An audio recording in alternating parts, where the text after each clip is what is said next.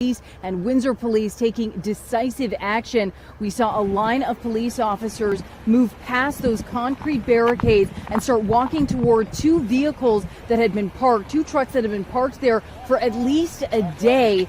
Police telling us that they were focused on these two vehicles, wanted to get them towed. This morning, just before 8:30 this morning, police started walking up to those two trucks and then they started banging on the car doors. One driver started to reverse. Police followed that driver while directing him as to where to go. The other driver did not leave his vehicle. You saw police banging on the car doors trying to get this person out. Local 4 cameras were there rolling as police did make an arrest. This is one of several arrests that we have seen early Sunday morning. Again, police taking decisive action to move protesters from the entrance to the Ambassador Bridge. Since yesterday, protesters have been about a mile away from the Ambassador Bridge with really sort of a standoff between police and protesters. There was no movement for hours. And then early Sunday morning, police moved in.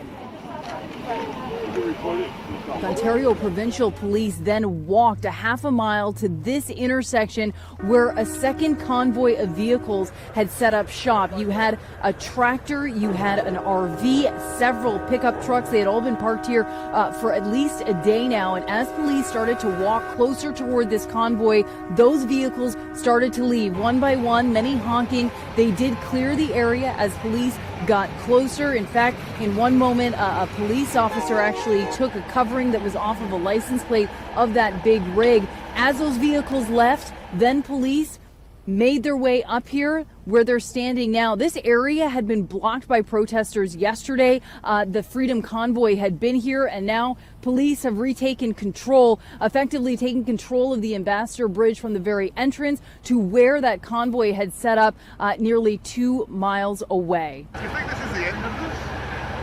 Truthfully, no. I believe that once this is open, they're going to go down again and close it off.